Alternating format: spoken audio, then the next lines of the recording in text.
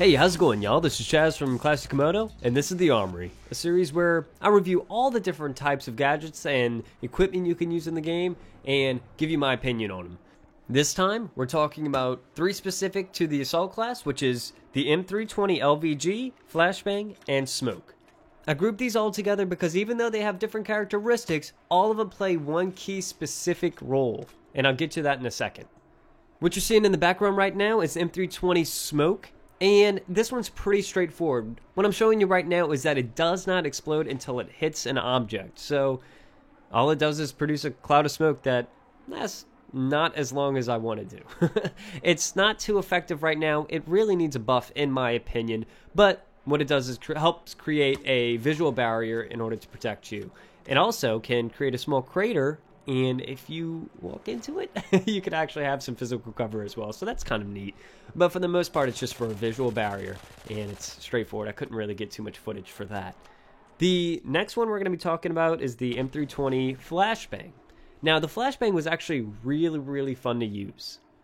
Was it as effective as the M320 LVG? No, I don't think so, but it was pretty fun. It actually creates a smoke barrier for you, not as long as the smoke, but it creates a small smoke barrier, and when near targets, it does the same thing that a flashbang does. A weird thing that you see in the background right now is that it has a different trajectory pattern. It does in a circular motion, which is kind of cool, but it's different than a straight shot, as you saw with the smoke. With this piece of equipment, I've actually found it kind of funny because I use this one more aggressively.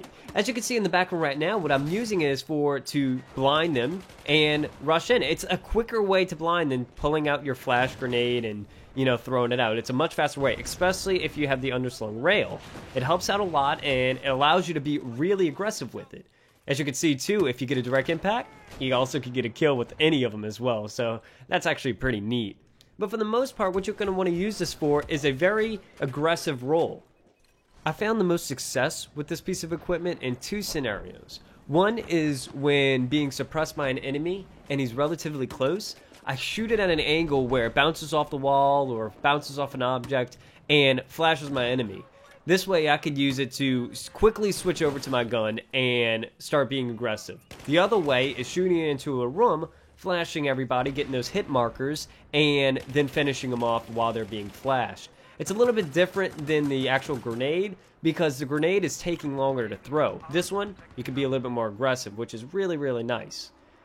Fortunately, it doesn't really measure up to what I think is the best out of the three, which is this one, the LVG. The LVG has a much shorter fuse time, and it has a higher bounce though, I'll tell you that. This one is primarily different than the M320, the high explosive round, because it doesn't explode on impact. Now, I find that the high explosive round is a little bit better at this because for most instances you want it to directly explode when you're shooting it at something, but in some small cases, this could be very helpful. For the most part, all of these types of grenade launchers are very situational. I like to call these reactive pieces of equipment. Basically, you keep dying because the hallway is cluttered, so you pull out the smoke grenade one to kind of counteract that so you can get through.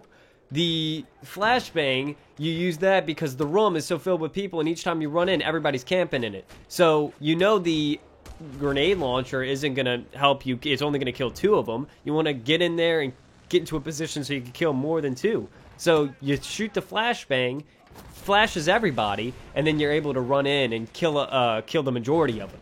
The same goes for the LVG. The LVG is for when people are hiding behind a wall or something like that, and you just don't want to break the wall, you want to get behind it and kill them.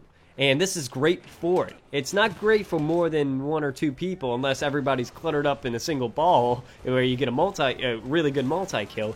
This one's more for like one or two people that are, hiding behind that crevice. As you can see here in the background, I keep trying to rush this A bomb site, but when I turn right, boom.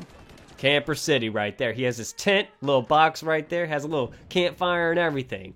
So it's situational because now I know he's there, and the only way to kind of get into that position, because I know I'm going to be at a disadvantage if I'm in the water with my pistol, either I could go a completely different route, or since there's only one person in that route, I know how to get him. And that's bounce it right off the wall and land the shot.